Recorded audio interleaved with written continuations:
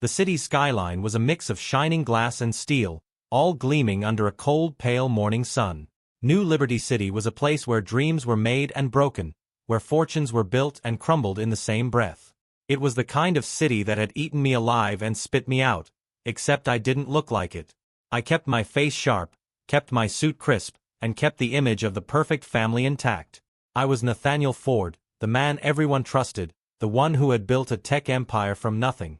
But no one knew what it cost. I was standing in my office, overlooking the city from the 50th floor. The fog had rolled in from the bay, smothering the streets below. I liked it up here. Everything felt distant, like I could see everything clearly without having to deal with it directly. That's the thing about power, right? The higher you climb, the more you can ignore the mess down below. Still, there were things that kept me grounded. The memory of my son Elias. For one. His graduation dinner tonight. An event I couldn't miss. I was proud of him, damn proud. My eyes lingered on the phone when I saw a message from Isabella, my wife. Don't forget, Elias's graduation dinner tonight. Be there at 7 sharp at La Maison Soleil. I read the message twice. Part of me wanted to reply with something witty, but I kept it simple. Wouldn't miss it. Our son's come a long way. The thought of Elias always made me proud. He had worked hard for everything. Med school had been a grind, but the boy was relentless. He had something in him that reminded me of myself when I was younger. That drive, that hunger to succeed no matter what. Isabella had raised him well, even if I wasn't always around as much as I should have been. But I made sure he knew who I was, and I made sure he knew I was proud. The buzz of the elevator interrupted my thoughts, and Damian Pierce, my CFO, stepped into the room. I hadn't realized how much I depended on him until recently. We'd been through it all together. Deals, losses, wins, betrayals. He was a steady presence in my life, a reminder that not everyone in my circle was looking to climb over me to get what they wanted. But lately, something about Damian had felt off, like he was hiding something behind his sharp suits and quiet smiles. "Morning, Nathaniel," Damian said, his calm voice breaking the silence. He held a folder under his arm. "Got the final IPO paperwork. Everything's set for the launch next week." I gave him a nod, flipping through the documents quickly. The IPO was a huge deal, an expansion that could change everything. But for some reason, I felt uneasy about it. I couldn't shake the feeling that something was about to go wrong. "You ever think back on the early days?" I asked him, half smiling. "When we were just scraping by, eating ramen every night?" Damian adjusted his glasses, offering a tight smile. "Those days are behind us, Nathaniel." "Yeah," I muttered, though the sentiment didn't quite hit right. We'd come a long way, but with success comes this weight, this pressure that builds slowly, until you're not sure what's real anymore. I flicked my gaze back to the documents. "Everything's set, right? No surprises?" Damian hesitated just a fraction too long, his fingers tapping on the desk. "There's one thing. The share distribution. You're sure about those percentages? The power you're handing over to them. It's a lot, especially at their age." I could hear the concern in his voice, but I didn't have time for doubts. "Not now. They're not kids anymore, Damian. Alexis is 32, running Europe. Sam is handling the Asian markets. And Elias? Well, Elias has his own thing, but that drive of his? It's in the blood." Damian paused, his eyes narrowing slightly. "Power changes people, Nathaniel. Even family." I waved him off. "They're fine. Isabella raised them right. We've been through worse." I didn't tell him the truth, though, the truth about the distance that had grown between me and my kids over the years. The cracks were there, but they were easy to ignore, as long as everything looked perfect on the surface. Damian didn't argue, but I saw the flicker of doubt in his eyes. He stood up, smoothing his suit. "I'll finalize the prospectus, then." "Good," I said, forcing a smile. "And you're still coming tonight, right? For Elias's dinner?" Damian nodded. "Wouldn't miss it." He left, and I turned back to the window, my eyes wandering over the city below. The fog was getting thicker, like the world was being swallowed whole. My thoughts drifted back to my family, to the moments when things had felt simpler. But nothing's ever simple in this world. Success is just a layer of paint covering up all the mess underneath. I pulled out my phone again and scrolled through old photos.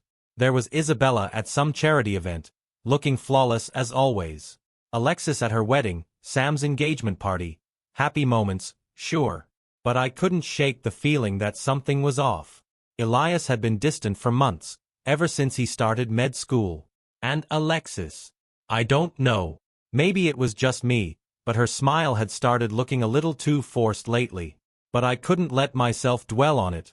Not now. Tonight was about Elias. Tonight, we celebrated him. Or at least, that's what I kept telling myself. As the evening drew closer, I knew one thing for certain. This dinner was going to be more than just a celebration. There was something in the air, something I couldn't quite put my finger on. Something was changing, and I had no idea how much it was going to cost me. The fog outside thickened, and I couldn't shake the feeling that I was walking right into a storm. La Maison Soleil wasn't just any restaurant. It was the place for power players in New Liberty City. A high-rise tucked in the heart of the financial district, its floor-to-ceiling windows offering a view of the skyline that made even the most jaded feel like royalty. Walking through the front doors felt like stepping into another world, everything pristine, everything polished, everything carefully curated to make you feel important. And tonight, I had a reason to be there. My son's graduation dinner.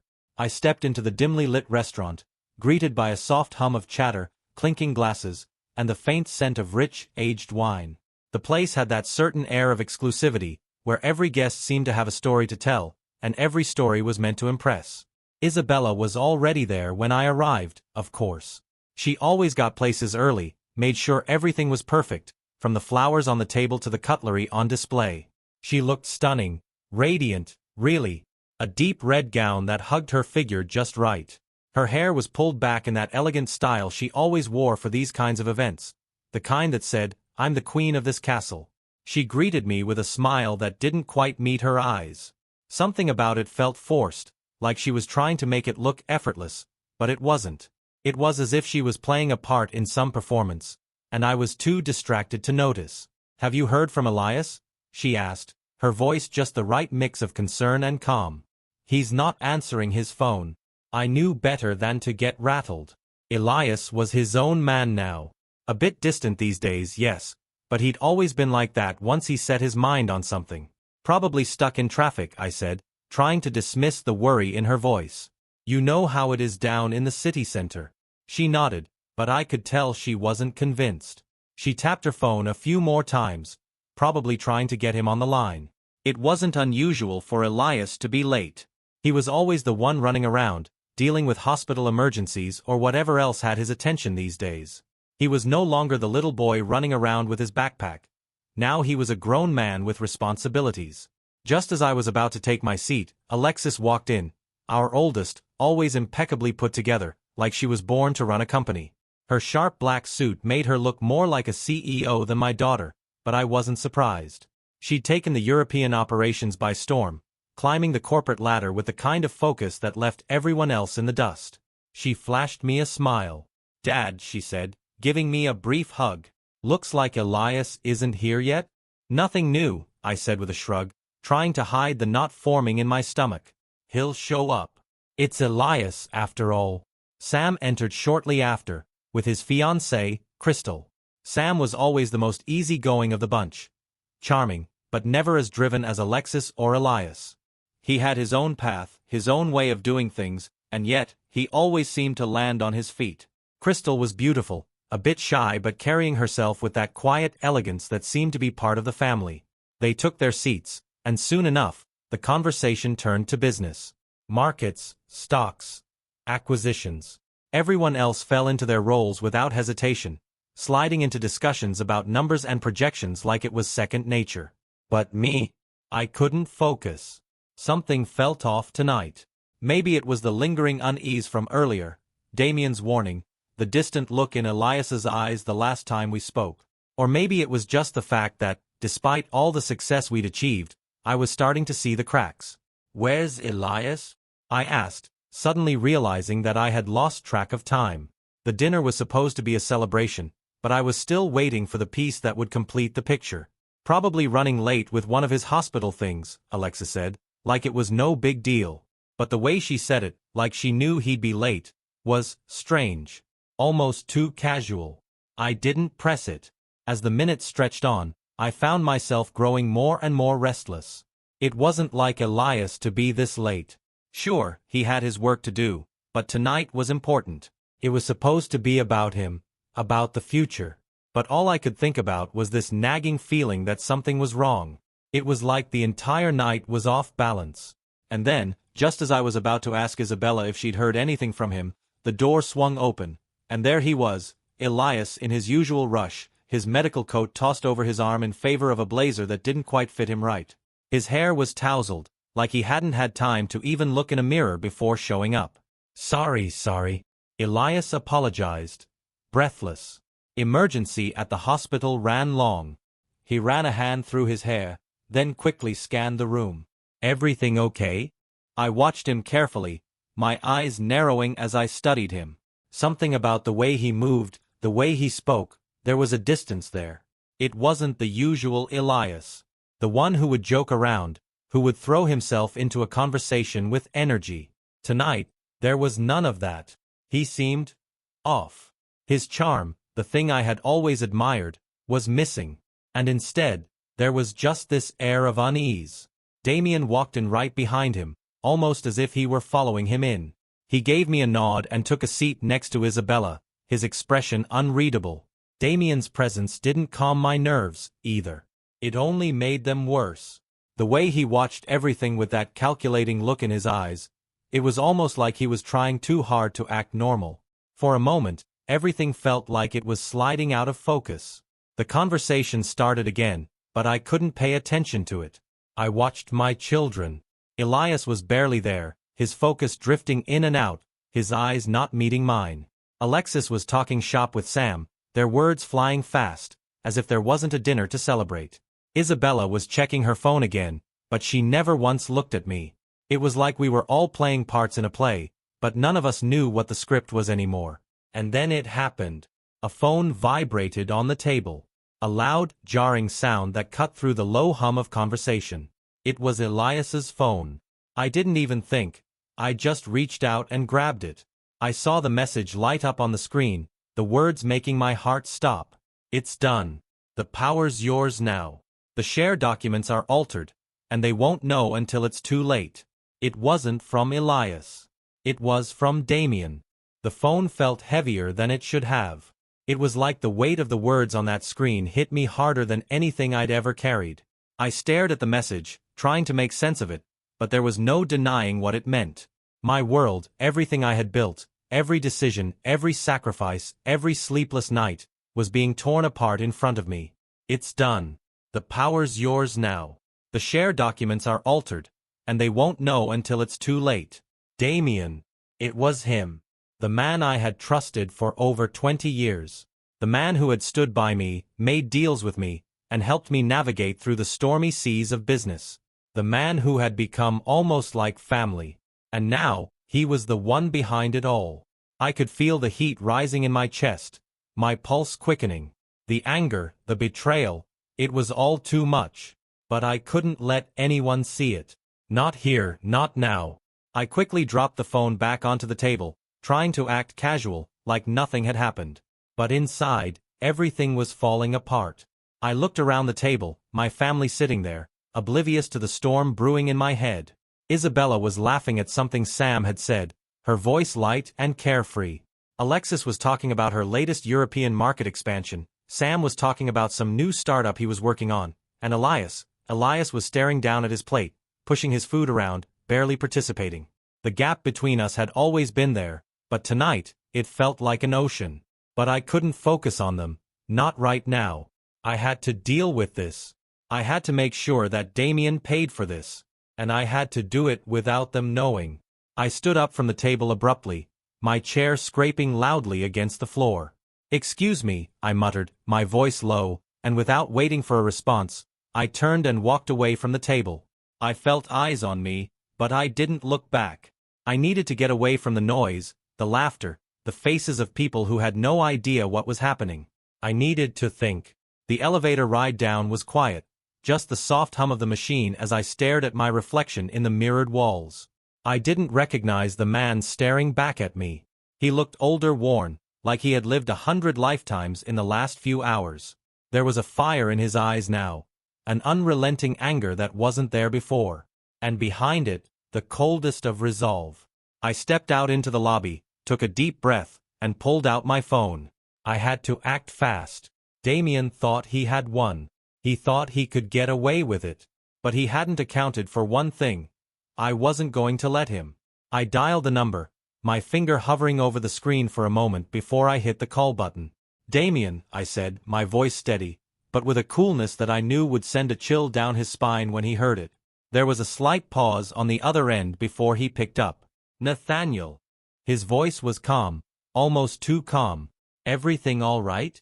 You left the table in a hurry." I could hear the concern in his voice, but it didn't fool me. I knew what he was. "You know what's going on, don't you?" A beat of silence passed before he responded, his tone shifting. "I'm not sure what you mean, Nathaniel. What's going on?" I let out a slow breath. "The message. The one from Elias's phone. It's your message." I could practically hear him tense up, the way he shifted in his seat, trying to maintain control. But it was already too late. "Nathaniel, I don't know what you're talking about," he said, his voice a little too sharp now. "You must be mistaken." "Don't lie to me," I spat, my voice low and venomous. "I saw the message. Damien. The share documents are altered. You think I wouldn't notice? You think I wouldn't see what you've been doing?" I could hear him take a deep breath on the other end of the line, and then his voice became more measured, more calculated. "Look, Nathaniel, let's not do something we'll regret. You and I both know that the business has always been about power. I just want what's mine." I clenched my fist around the phone, the muscles in my hand aching. The audacity. The sheer nerve. "It's my business, Damien. My empire. And you've just made the biggest mistake of your life." He tried to calm me down, but I didn't want to hear it. I had already made my decision. This wasn't about money anymore.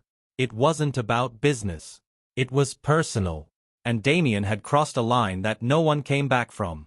"You're going to regret this," I said, and hung up the phone before he could say another word. I had no intention of listening to his excuses. There was no negotiation here. This was war, and I was going to make sure he lost. I turned around and headed back for the elevator.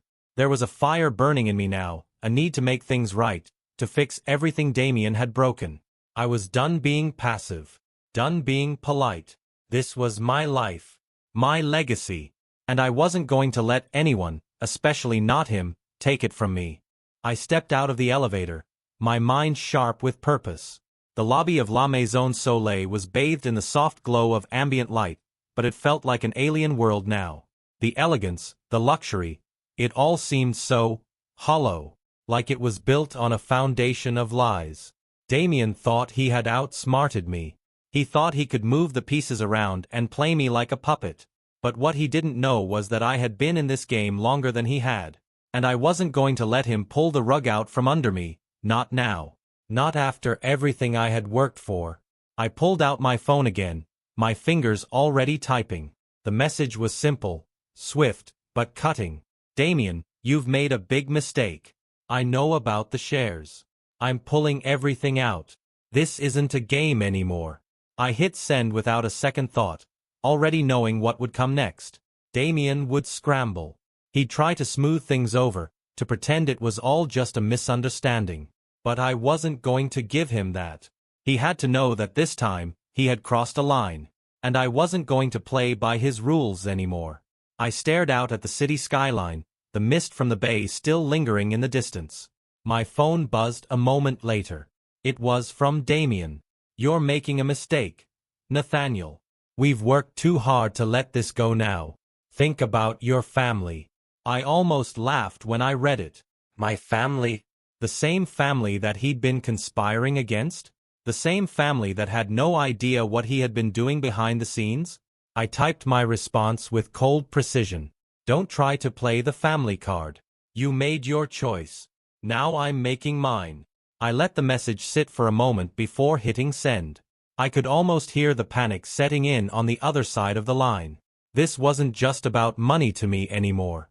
This was personal. This was about everything Damien had tried to take from me. As I turned to walk back toward the restaurant, I caught a glimpse of myself in the glass doors. The man I saw staring back wasn't the same one who had walked in a few hours ago. That man had been weighed down by the responsibilities of business, the weight of keeping everything together. But now I was the one in control. My mind was clear, my heart steady. I wasn't just reacting anymore. I was planning. Inside, the dinner had resumed, but the mood had shifted. My children were still talking, still playing their roles, but I could tell something was different. The energy in the room felt strained, as if everyone was suddenly aware that the evening had gone off script. I walked back to my seat, my eyes finding Isabella's first. She gave me a smile, but it was thin, her lips pressed together tightly as if she was trying to read me. She knew something was wrong. I could see it in her eyes.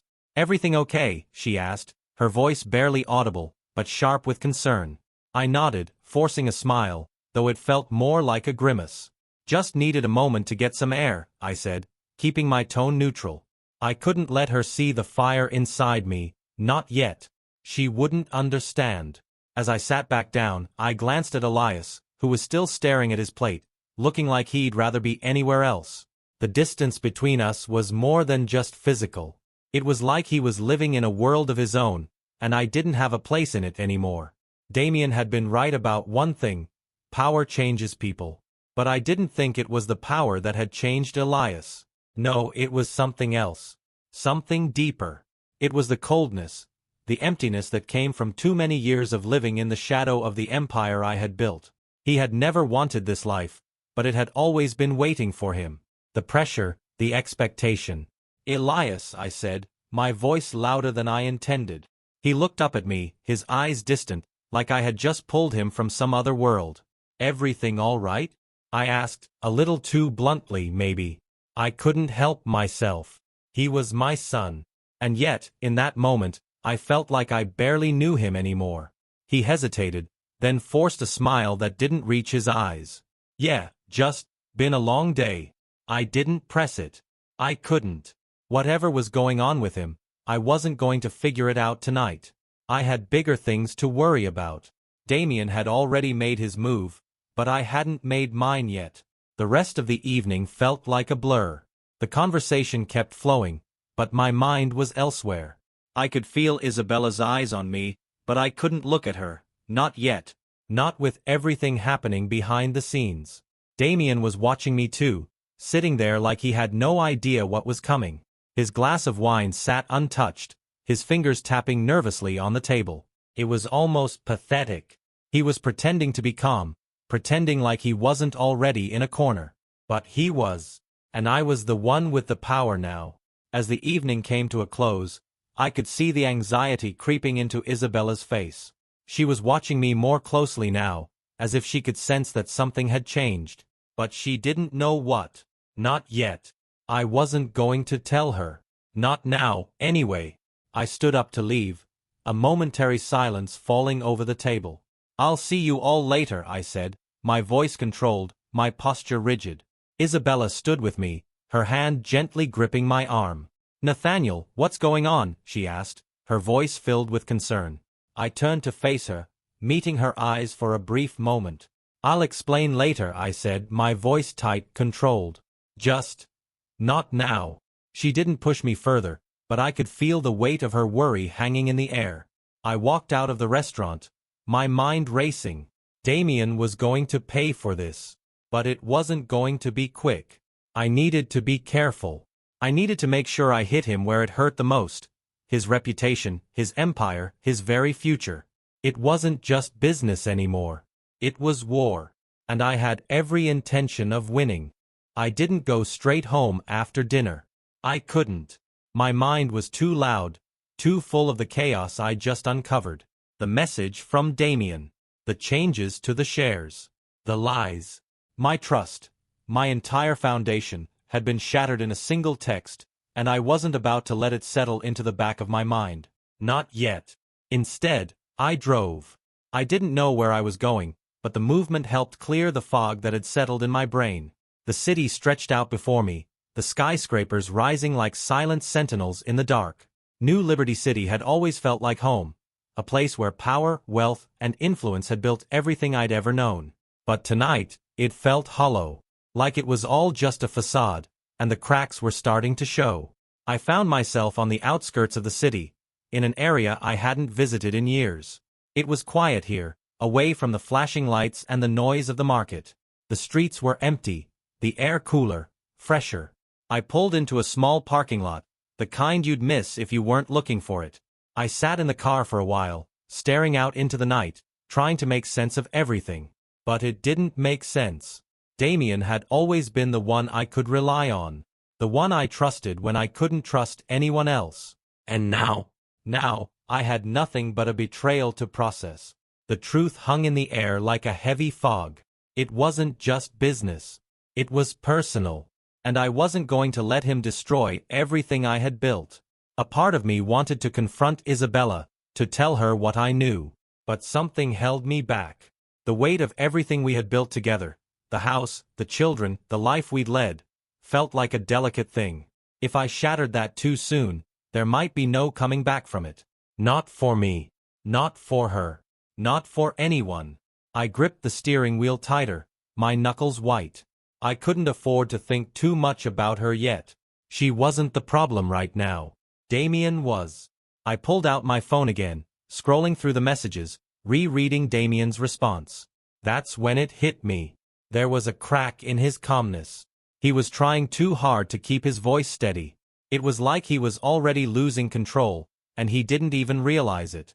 I typed a quick message, just a few words, but it felt like it had the weight of the world behind it.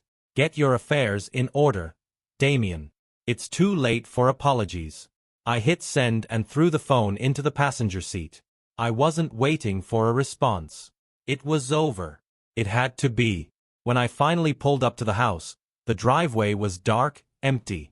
The lights were on inside, but the place felt different. There was no warmth, no sense of comfort. It felt more like a prison now, a place where things had been hidden, a place where the truth wasn't welcome. I walked through the front door, the silence settling in as soon as I stepped inside. Isabella was sitting in the living room, her glass of wine resting in her hand, her eyes tracing the movements of the fire in the hearth. She didn't look up when I entered, but I could feel her tension. She could sense something was off. And deep down, I knew she probably already had an inkling of the truth. "You okay?" she asked, her voice soft but laced with something I couldn't quite place. Concern? Guilt? I couldn't tell. "Yeah," I lied, walking past her and taking off my jacket. Just needed some time to think. She didn't press it. Instead, she put her glass down and stood, walking over to where I stood by the window. "You've been distant lately," she said, her voice catching just slightly. "I've noticed it." I swallowed. The words were stuck in my throat. I had to tell her. I knew I had to, but not yet. Not now, when the anger inside me was still so fresh. "It's nothing," I said, trying to keep my voice steady. "Just been dealing with a lot at work." She didn't look convinced. "You're lying." I didn't answer her. I couldn't. What was I supposed to say? That everything I thought I knew about my life was a lie? That the man I trusted most in the world had been plotting against me for God knows how long? That my family's future was hanging in the balance, and I was the only one who knew it? Instead, I walked past her, heading for the kitchen. I needed a drink. A moment to clear my head. I poured myself a glass of scotch, the amber liquid catching the light from the chandelier above. I didn't drink often, but tonight, I needed it. Isabella followed me into the kitchen, standing by the doorway, her arms crossed. "I can't keep doing this, Nathaniel," she said, her voice quieter now, but there was a finality to it. "I can't keep pretending everything's fine." I took a sip of the scotch, letting it burn down my throat. She was right. Things weren't fine. But I wasn't ready to deal with this. Not yet. "Everything's fine," I said too sharply. "Just give me some space." She stared at me for a long moment, then shook her head, walking out of the kitchen without saying another word. I heard the soft click of the door as she left the room, the sound cutting through the tension in the air. The house felt emptier than ever. I stood there, the glass of scotch trembling slightly in my hand. The truth was starting to settle in. I could feel it deep in my bones. Everything was coming to a head. And there was no way I was going to let it fall apart without making sure Damien paid. The next move was mine. And I wasn't about to hesitate. The next few days passed in a haze. It felt like the world outside had continued turning, oblivious to the storm I was trying to hold back. I woke up early, went through the motions of work, and spent the evenings in silence. Isabella knew something was wrong, but I kept up the act, pretending that everything was fine, that I wasn't consumed by thoughts of betrayal and the wreckage of my life. But every day, I felt the weight of the secret pressing down on me more. I had made my first move, sending Damien that cryptic message. And now, I waited. But the silence was worse than anything else. No calls, no messages, no sudden confrontations. It was like he was just sitting there, watching, waiting for the right moment to try and salvage what little was left of his dignity. But I wasn't about to give him that chance. I didn't trust Damien anymore. He had become a stranger, a shadow of the man I had once called a friend. The texts, the meetings, the behind-the-scenes deals, they had all been part of a game he thought he was winning. But now, I held the cards. And I wasn't going to let him get away with it. By Wednesday, the pressure was building. I was sitting at my desk late, the office quiet except for the soft hum of the computers and the rustling of papers. The city outside was bathed in the golden light of sunset, but it didn't look so beautiful anymore. It looked like a battleground. A battlefield where the stakes were higher than I could have ever imagined. My empire. My family. My legacy. And yet, even as the thought spun through my mind, I couldn't shake the gnawing feeling in the pit of my stomach. What if I was wrong? What if Damien hadn't been the one behind it? What if everything I was doing was based on a lie? But no. Deep down, I knew the truth. I could feel it. The way Damien had acted during the dinner. The way he had been so quick to dismiss my concerns about the shares. He was guilty. And he wasn't the only one. I had already seen the signs with Elias. His sudden withdrawal, the subtle change in his behavior. But I hadn't wanted to believe it. He was my son, after all. And no matter what, that bond was supposed to be unbreakable. But if Damien had been working behind the scenes, pulling the strings, then Elias, my son, had to have been a part of it. The realization hit me like a punch to the gut. I had trusted him. I had trusted all of them. But in the end, they were all playing their parts in the game. And I had been the fool, watching from the sidelines. The phone rang, pulling me from my thoughts. I picked it up, my heart thumping in my chest. It was a private number, but I didn't hesitate. Nathaniel, a familiar voice said on the other end.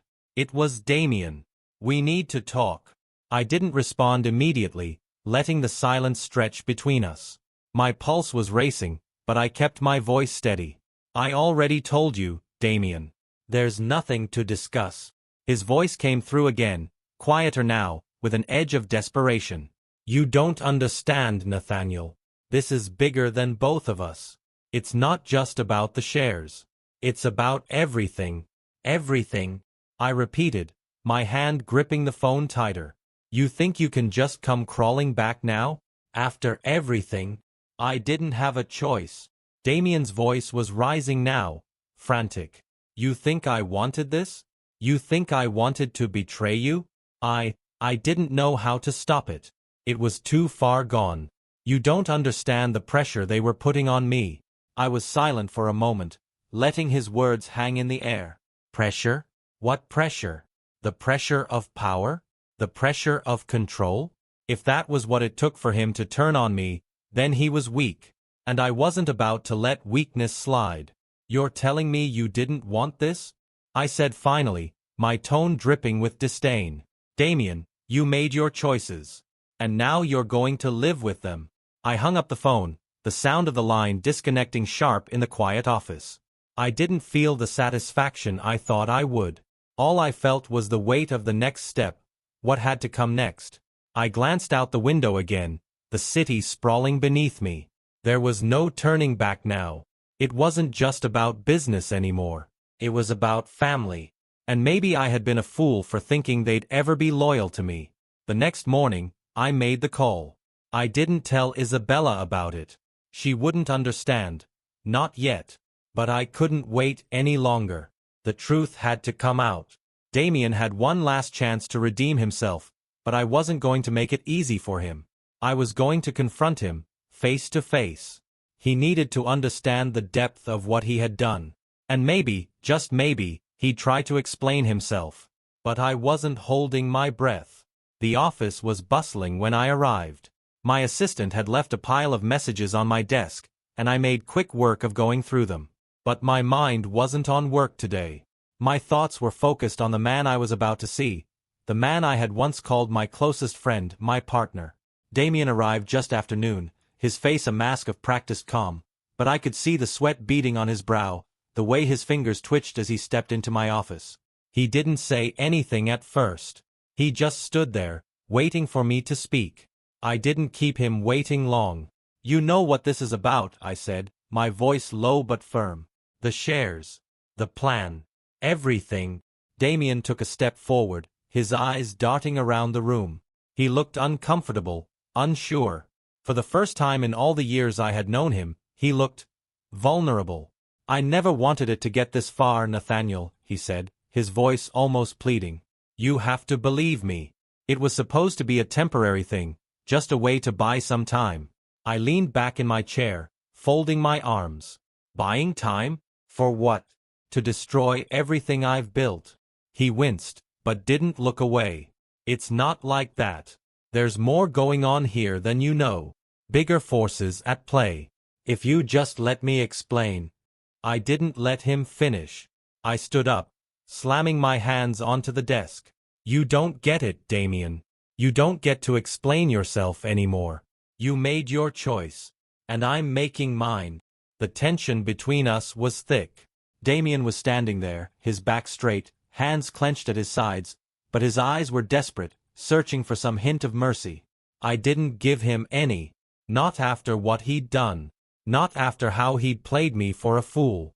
"You think you can just walk in here and explain everything away?" I asked, my voice cold. "That all those years of loyalty mean nothing? You sold me out. Damien. You sold us out." "I never wanted it to come to this," Damien said again, but the pleading in his voice made my stomach turn. He wasn't trying to save me, he was trying to save himself. I could see it now. All these years of friendship, of shared ambition, of planning together.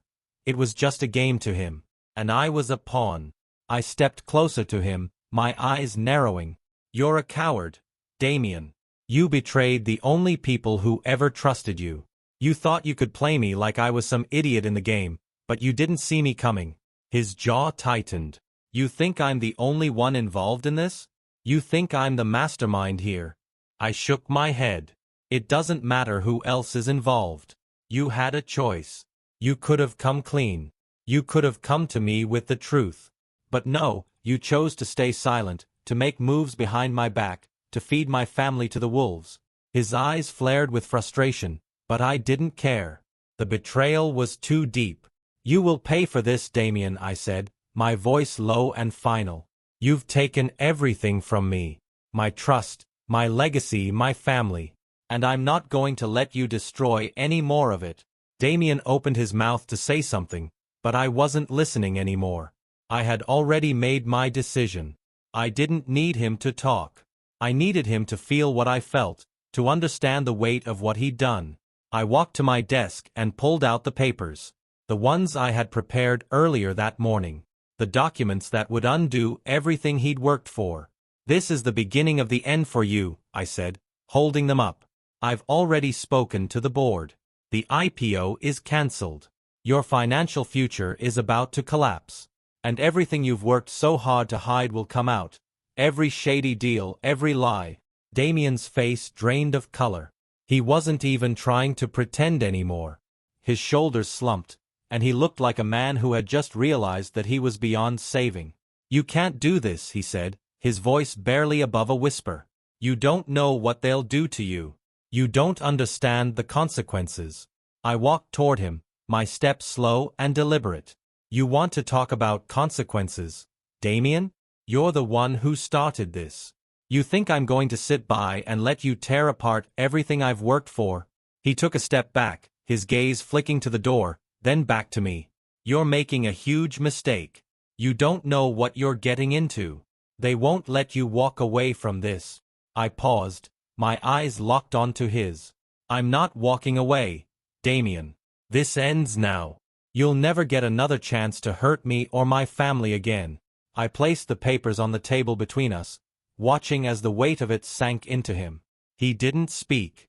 There was nothing left to say. I hope it was worth it, I muttered, the finality of the words hanging in the air. But I'm done with you. I turned my back on him, not waiting for his response. There was no need to look back. I knew what had to be done. He would be a ghost now, a man who once had power, but had lost it all through greed, betrayal, and his own ego. And that was the last thing I was going to let him take from me. As I walked to the door, I heard him speak one last time, his voice quieter than before. I never meant for it to end like this, Nathaniel. I'm sorry. I didn't answer. I didn't need to. I had already made up my mind. The damage was done. And it was time for me to make sure it was undone. When I stepped into the elevator, the weight of the last few days hit me all at once. It wasn't over. The battle wasn't won. But it was a start. A small victory in a much larger war. I hadn't expected it to feel so hollow though. Maybe that was the thing about revenge. It never really brings the peace you think it will. Sure, I had taken back control. But the scars were still there, deep inside. The trust I'd lost, the family torn apart, the friendship that had crumbled into dust. And Isabella. I had no idea how I was supposed to face her. I pulled out my phone, my hands shaking just slightly. I was done. The Empire would survive. I would survive. But what about the people who had been with me through it all? What about the ones I loved? I had a choice now, whether to let the pieces of my family fall apart or try to pick them back up. But in the silence of the elevator, I knew one thing for certain. Some things could never go back to the way they were. And some people, they could never be forgiven. Thank you for watching this video to the end. What did you like most about this story? Write your answers in the comments. See you in the next video.